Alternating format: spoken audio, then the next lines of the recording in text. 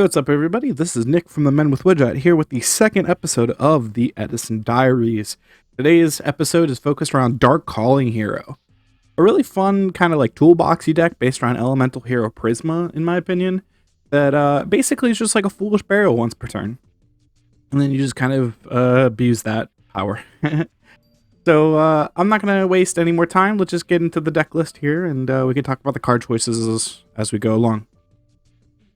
So the first card in the deck is a Big Piece Golem, which on surface level may look really terrible, but it is probably the biggest rock. It isn't probably, it is the biggest rock in the deck, and we can send it to the graveyard with Elemental HERO Prisma by revealing multiple Piece Golem. Next up, we have two Kaias.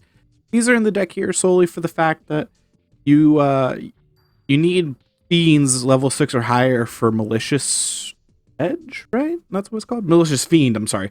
Malicious Fiend. So, Kaias is the first of the two, technically there's three because there's scores, but it's one of the big fiends, and it's just like one of the most powerful cards in Edison. Next up is Elemental HERO Ocean. We're playing two of them. Basically, this is a water we can dump off of Prisma by revealing Terra Firma, I believe. Yeah, Terra Firma. And by revealing Terra Firma, we can send an Ocean to the graveyard, which we can set up Dark Calling and Miracle Fusion. Next up is triple Elemental HERO Prisma. This card is just insane, to be perfectly honest. This card is very powerful. Level 4 Warrior, Light, 1700 over 11. Once per turn, you can reveal one fusion monster from your extra deck, and then send one of the fusion materials whose name is specifically listed on that card from your deck to the graveyard. That is a cost. So all of that is the cost for the effect to change the name of Elemental HERO Prisma to the name of whatever card you sent. Very powerful card. I see some lists only play two, but I think it's the most powerful card in the deck, so I wanted to play three. Next up is Elemental HERO Stratos, just like a naturally good hero card. And then we have an Evil Hero Infernal Prodigy, just as like a one-of searchable way to summon Kaias or a Malicious Edge that maybe gets stuck in our hand. Not the best, but it does pop up at times as being a hero for Miracle Fusion. Next up, we have two Evil Hero Malicious Edge. This card is just a 2600, most of the time one tribute monster with trample or piercing, as Yu-Gi-Oh calls it. And this guy is a house. It's a fiend, so it counts for your Malicious Fiend, but it is also a fiend, so it counts for Evil Hero Dark Gaia, the main win condition of the deck. Next up is Agors. Then we have Quackimero Guardian. I'm only playing one of this. Some lists play more. I just found that it wasn't the most consistent card in the deck, and at times I've even considered cutting it for like another Big Piece Golem, or maybe something like a third legendary Jiu-Jitsu Master. But we're here with one still, so we'll see how it goes. Next up is two legendary Jiu-Jitsu Master. This deck can be slow at times because of how it toolboxes around the game, setting up the graveyard for huge plays. And this is a rock, so it's good for Dark Gaia, but it's also just a good defensive card. You set it in face-down defense, kind of like Snowman Eater, but it can answer synchros a lot better too. Next up is two Neos, or just not two, Jesus Christ, if I could play two, I would play two, but just one Neospatian Grand Wall. This card is just insane. It can be sent to the graveyard by revealing one of our fusions for Prisma, so it can be a rock in the graveyard for Dark Gaia, and it's just naturally a really powerful card. You just set it up and bounce things, and it just does a lot of work. And then for more water counts for Absolute Zero, we play two Snowman Eater, just as like another card that can be tributed for Kaias, that can be kind of just defensive, that set up a lot of plays. I really like playing the two Snowman Eater and the two Jiu-Jitsu Master. You get a lot of people just having trouble attacking through while you set up Prisma and Dark Calling and Miracle Fusion. Here for the spells, we have Brain Control, triple Dark Calling. Now this is kind of like a Miracle Fusion, but for the for the evil heroes. The main difference is that it can, instead of being field and graveyard, it's hand or graveyard, which is very important because Malicious Edge gets stuck in hand at times. So being able to banish it from your hand is really powerful. We have an E-Call, Future Fusion because we were a fusion deck, so of course, Heavy Storm, triple Miracle Fusion, MST, and Rhoda. And then finally for some traps, We have 2 Bottomless Trap Hole, Call of the Haunted, Mirror Force, 2 Phoenix Wing Wind Blast. We end up with a lot of situations where we have like extra cards in our hand, and we need to just discard them to set up Miracle Fusion or Dark Calling. So I was on Compulse for a little while, but I decided that Phoenix Wing Wind Blast was the better option. Return from the Different Dimension, Solemn Judgment, and Torrential Tribute round out our trap lineup. Here for our extra deck, we've got 1 Chimera Tech Fortress Dragon for the machine decks, triple Elemental Hero Absolute Zero, 2 Elemental Hero Gaia, 1 Elemental Hero Magma Neos. It is in here to reveal Granmole. Elemental Hero Terraforma is in here to reveal Ocean. 2 Evil Hero Dark Gaia. The main win condition of the deck, it can get as high as 4,700 with a Malicious Edge and a Big Piece Golem, or 4,800 with a Big Piece Golem and Gores. And it's just really powerful. It attacks and changes everything to attack position, so you can almost always guarantee to get in damage with this. Following that up is Evil Hero Malicious Fiend. So this is a 2-part card here in the extra deck. First part is that it is a card that specifically lists Evil Hero Malicious Edge, so allows Prisma to send it. And the second off is it is a 3,500 attack point monster that makes your opponent attack into it each battle. So very powerful. I end up revealing a lot with Prisma just to dump the Malicious Edge, but I don't really Dark Calling into it as much, but it's still in here for good purpose. Next up is Multiple Piece Golem to reveal Big Piece Golem. And then we have a Super Alloy Beast Raptinus. This is for super polymerization in the sideboard for the Gemini deck. And sometimes you can catch like 2 Neos aliases with it, but I don't really like count or base my entire life on that. And then finally we have a Stardust Dragon for the Starlight Road in our sideboard. And then lastly, let's go through the sideboard real quick. 2 Cyber Dragon for the machine decks, 2 DD Crow for graveyard decks, 2 Fossil Dyna. It's a rock that also has a very good effect that is very game breaking in a lot of matchups. Same with this Vayne's Fiend. I kind of just like board these 3 in a lot of matchups where I need to go longer, because just being able to stall your opponent out for a couple turns while you set up getting a Dark Kaya OTK is usually really nice. I play a Burial for the graveyard hate. Like if we run into like a Soul Release or a bunch of DD Crows or something, I play the Burial.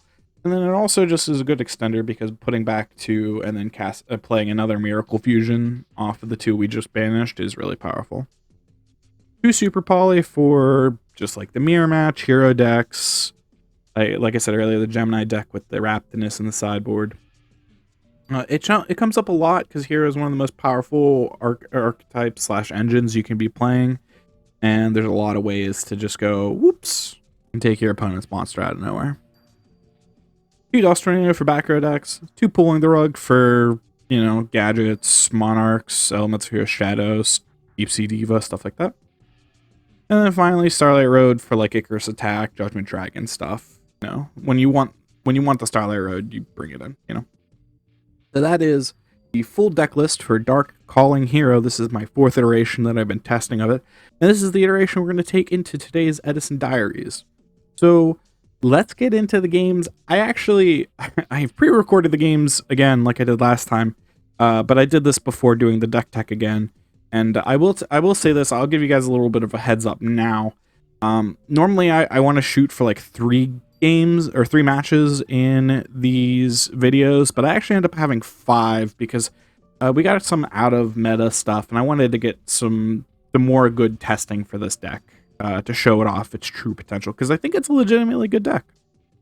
Alright, so let's get into the games. Hey, what's up, guys? This is round 1, duel 1 of Edison Diaries episode 2, so let's get it started here. So, we are here on the draw. Our opponent goes turn 1 Elemental Hero Stratos, and they're going to go search up Evil Hero Inferno Prodigy. With no back row, that's where I'm kind of feeling pretty confident that it's Frog Hero. Them following up with a Caius kind of makes me lead into 2 more. Slam our own Caius. Hit in for 34. They've got the Gores, unfortunately, which is real shitty. And then the Brain Control for lethal. So, quick game 1. But we're going to move here into game 2 here where we're on the play. So, normally I wouldn't set Fossil Dyna Pachycephalo like that.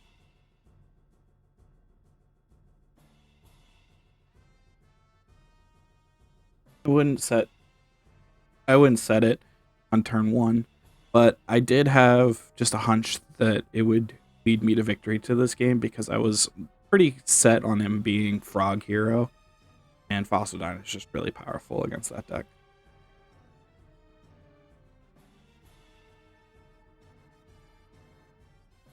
So we move to our main phase 1. We're going to summon Neospatian Grand Mole, and then we're going to continue just the onslaught, get in for 900, and then get in for, fast forward here. And then we set a back row. It's a Pulling the Rug, but it dies to their Regeki Break. We get their Ocean. Our own Ocean is going to provide more pressure here. And then pass back. And then there we go. All right, going into game 3 here against Frog Hero. So we are on the draw again, and our opening hand is good, but not great. They have the answer for the Future Fusion, so we'll just set a card in the back row.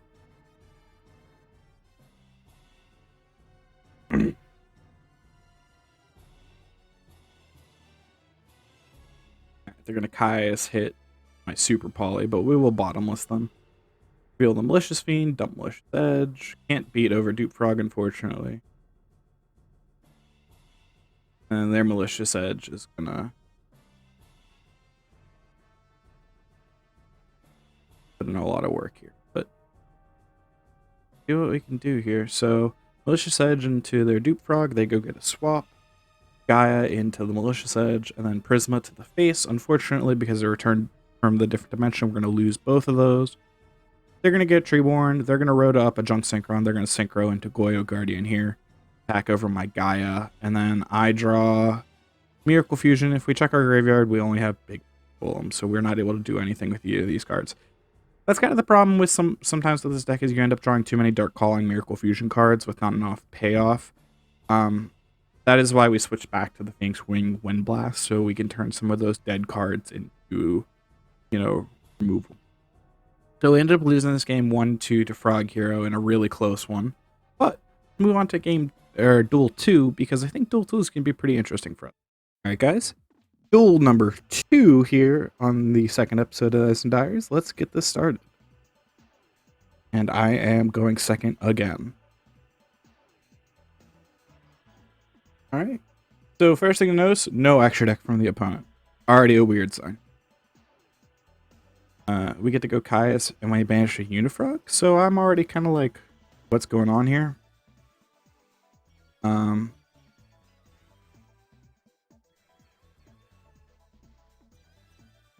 So they're like a frog control deck, is what I've kind of gathered at this point. So now we've got to try to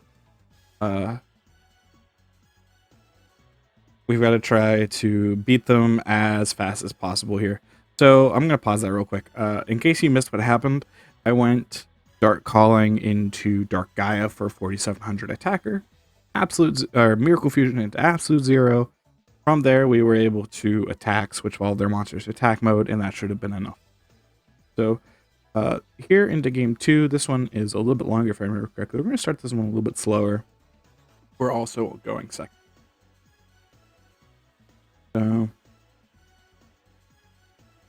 opponent accidentally discards a Substitute for some reason. Alright, and then we're going to go E-Call for Shadows, Great Prisma. Our deck's already like working at 1000%. Shadows attacks into a Dupe Frog. They're going to set up their Wetlands. There we go. That's what we were waiting for. But we have the Super Poly to bring out the Absolute Zero. Fortunately, they've got Level Limit Area B, which is going to grind this game to an absolute halt. Wetlands giving all of their frogs 1200 attack. Turning Dupe Frog into a sizable foe.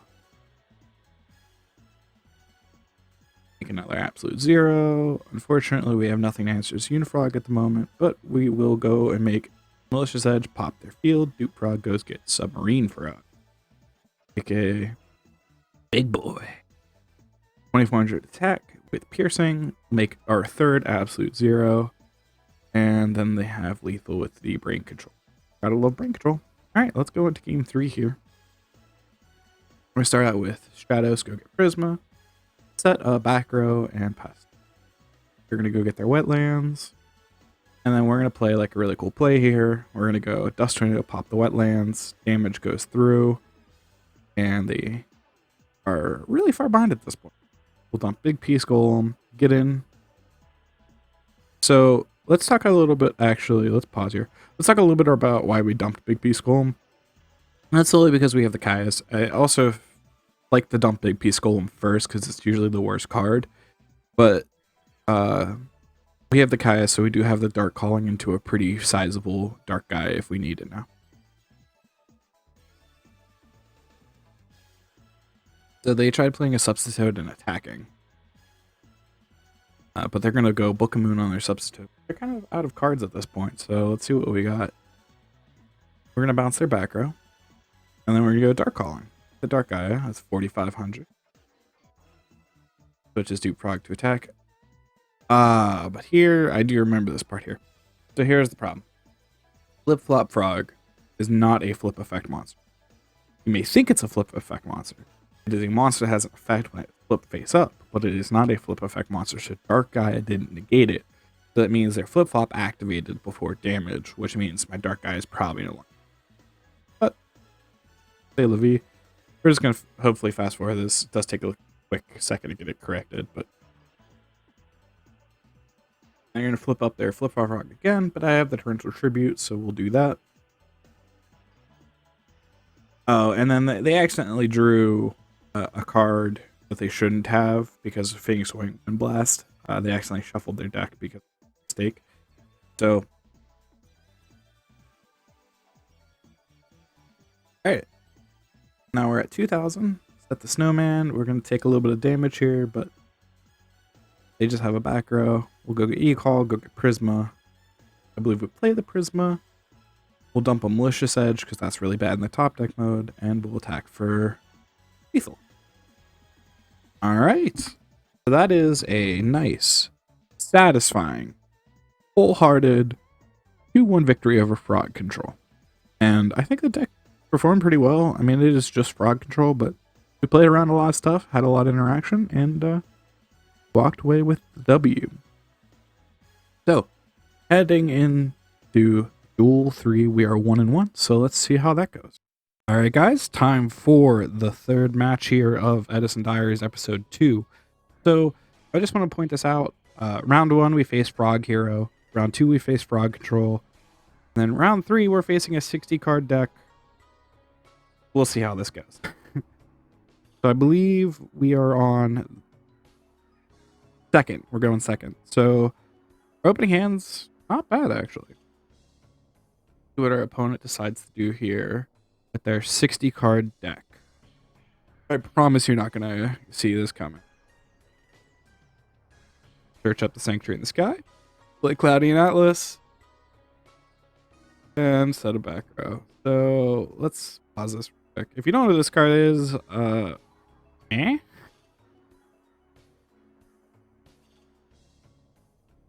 don't really have much to say about it, to be perfectly honest. Just a card. It really is just a card. But so here's the thing. So we set the Phoenix Wing on Blast in the back row, play the Stratos, go get the Prisma. So we're just setting ourselves up for just in case. So let's see what our opponent's gonna do. They're also gonna Rhoda, which I did not expect. So I don't know if this is an actual deck out there. As far as I'm aware, it isn't though. So they're going to go grab an Armageddon Knight. And they're going to play it. And at this point, I'm like, Dark Lord Zerato? Dark Lords? Is this what's happening to me? And they dump a card that I actually forgot existed. Zeta Reticulant. Zeta Reticulant. This card's actually pretty interesting. Let's just pause so I can read it real loud real quick. Basically, you contribute an EVA token, special summon this card from your hand, and then while it's in your graveyard, if one of my monsters get banished, they get an EVA token, which is just like a little 500. So their deck's all based around the Zeta Reticulant. Let's see how we can play around getting our stuff banished. So we're going to start out with Prisma. Use Prisma effect. I think we reveal...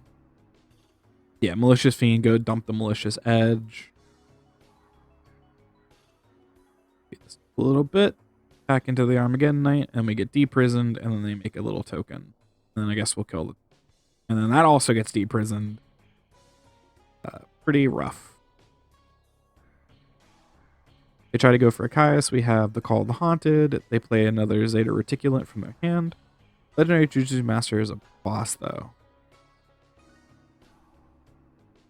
Alright, so we call the Haunted the Malicious Edge to get that out of here. Or get the Zeta Reticulant out of here. Now we're going to Phoenix Wing and Blast the Sanctuary in the Sky to give them a dead draw. I think we're going to try to go in for a huge swing. Take their Guardian Atlas.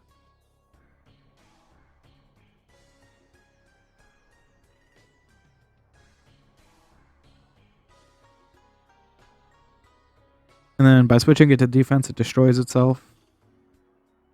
And then we're just going to get in for a big old pile of damage. Fast forward through this. Oh, that's right. We do Dark Calling here for Malicious Fiend. Put them to 200. And then they don't have it. So, alright. Going into game 2 here. We are also going second again. But our hand's looking pretty good. Alright, so they go for Armageddon Knight, Mill, Zeta. Set a bunch of cards. They're going to Caius. We'll bottomless. They get the Jujutsu Master out of here, though.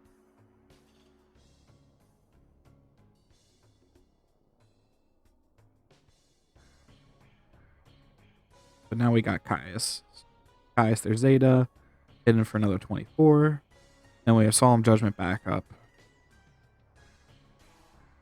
Malicious Edge. Okay, so they DD Crow. They get the token because it affects monsters in my graveyard as well. So we're going to attack over the tokens. Them. Kaiku. So let's talk about that real quick. They play Kaiku, which would kill my Prisma. It would stop me from being able to Miracle Fusion or Dark Calling. I decided Solemning there, while kind of risky, was my best play because it sets me up for potentially lethal this turn. Let's watch the rest of it.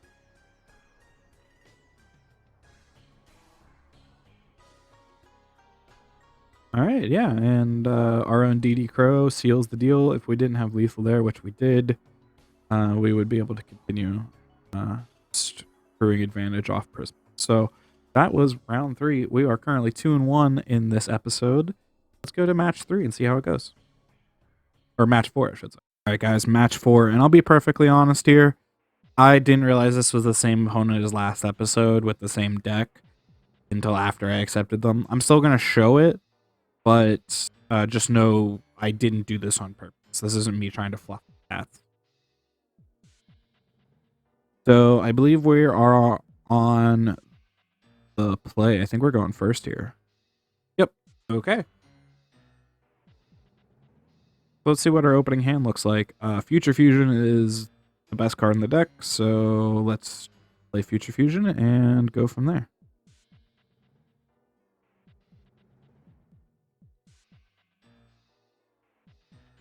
We'll pop that Chain Energy because that one's the one that is going to end up dealing a lot of damage. Although we take a whopping 4,000 from this attack. So Dark Eye doesn't trigger the Morphing Jar's flip effect, but the Dimension Wall still deals the 4,000 to us. Their Morphing Jar dies. And we'll set a couple back row and pass it back to our opponent. But we only have a couple turns to make it out of this Wave Motion cannon block.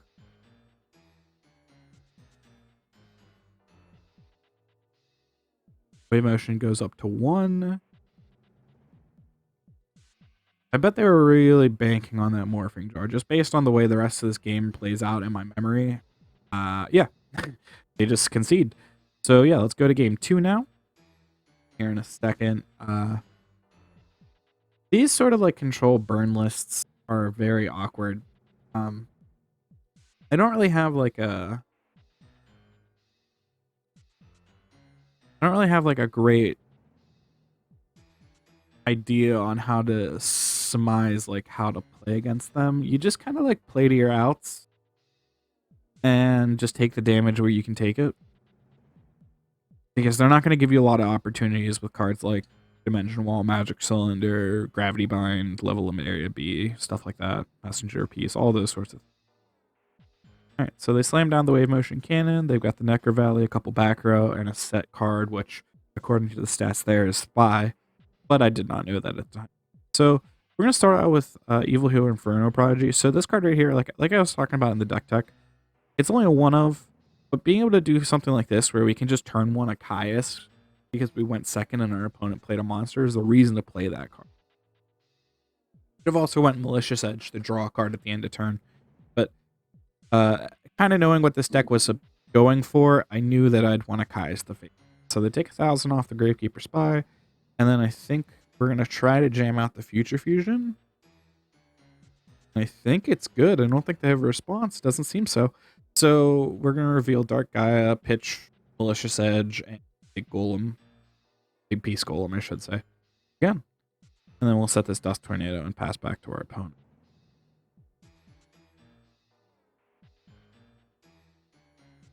Alright, they set another card. Another back row. I think we're going to Dust Tornado the Necro Valley here. Yeah, okay, perfect.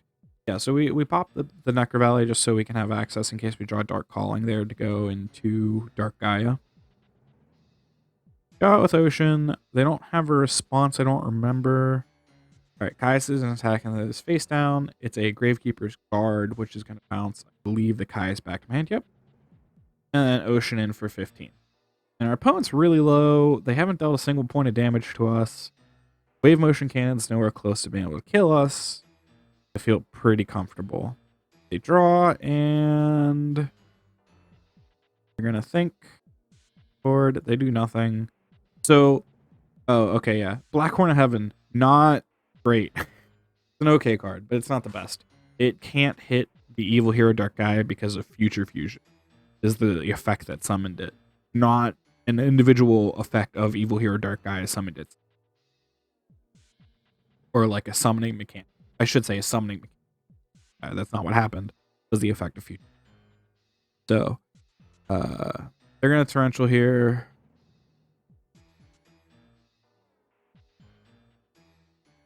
Dump another Ocean. Can't dump Malicious Edge because it's in our hand.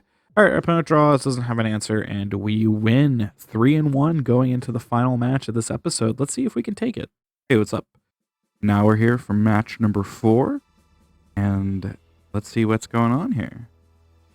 All right, we're going second again, fortunately. But our hand's looking pretty juicy. Opened up Future Fusion. That's always nice. And this is actually match 5. Holy shit.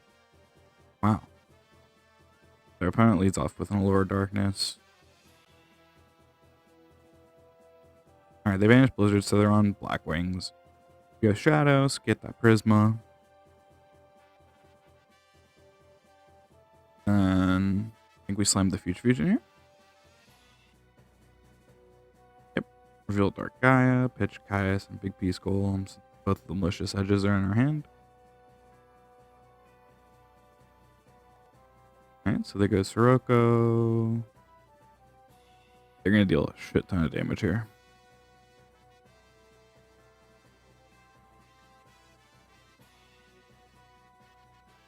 Go for Stars Dragon. So we're going to go Prisma, reveal Terra Firma so we can Ocean. So now we can Miracle Fusion into Absolute Zero.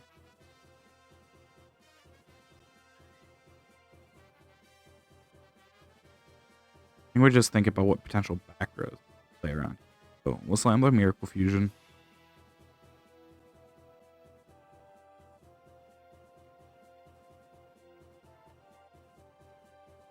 Probably banish Ocean and Toast, I believe. Reading correctly. Oh no, we go for Gaia, that's right. So we banish Big Peace Golem and Stratos. Gaia's gonna have Stardust. Gaia gets the difference.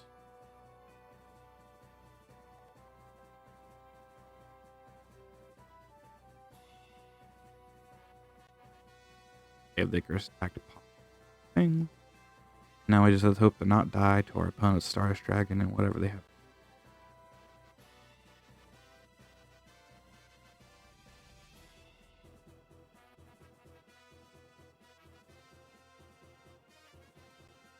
Opponent's thinking here. I think they have a Blizzard in hand, if I remember correctly, and they're just making sure they get lethal.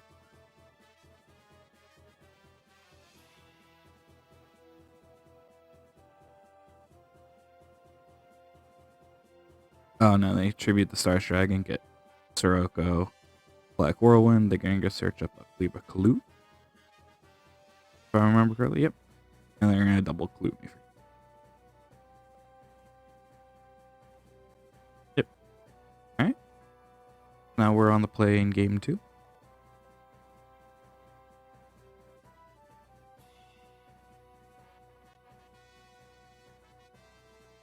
Our hand's not the best. We could just pass and but I like just setting the bottomless here to play around Black Whirlwind and like Shura.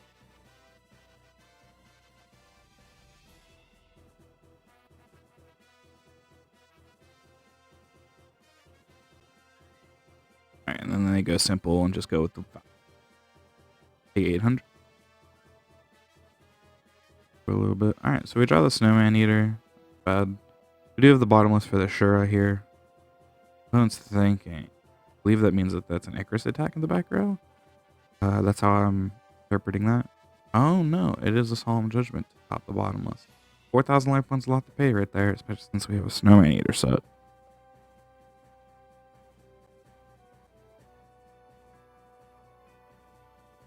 Alright, Snowman Eater pops the Shura. They are going to use a Klute to kill the Snowman Eater. No Shura effect though. Take 21.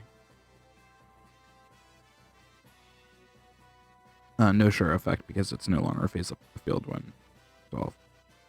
So we do have the Gores. Not like the best Gores because Gores gets halved here to 1350 over 1250.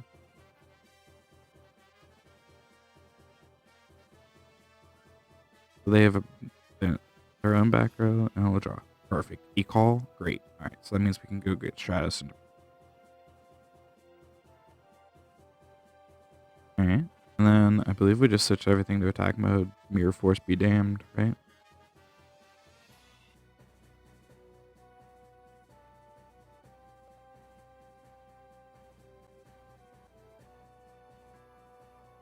I take 50 off the Gores over Gale. Stratus in. And then token to put them at 1650. Pretty nice low life total. And then we have a full back row. Hopefully seal this.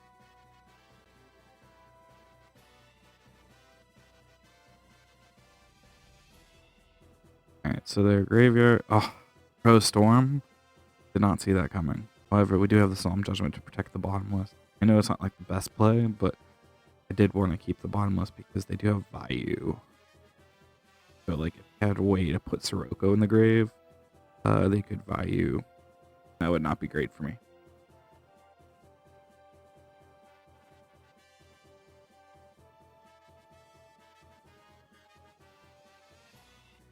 Alright, I think they're just checking everything out here. I'll speed this up a little bit. Alright, they do have the Blizzard. I bring back the Shura, get the thing, and then we'll bottomless. Alright, go into game 3 now. Opening hand is okay. I've seen better.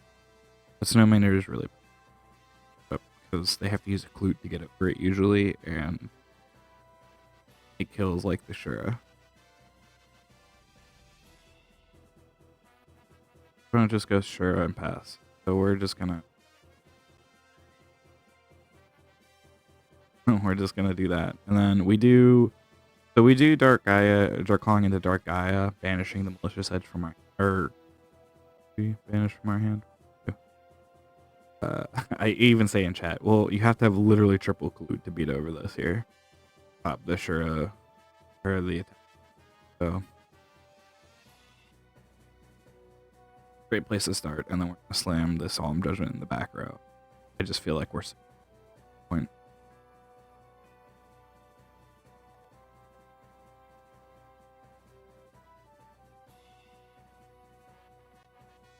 Our opponent's thinking through. I think they probably do have like one Klute in hand or two, maybe. Definitely not. Don't really good. Yeah, I think through. We'll up a little bit. Okay, so they're gonna brain control our Dark Guy. I don't solemn that. I think that's fun. I mean, we're going to take a huge amount of damage this turn, most likely, but not losing our dark guy is really good.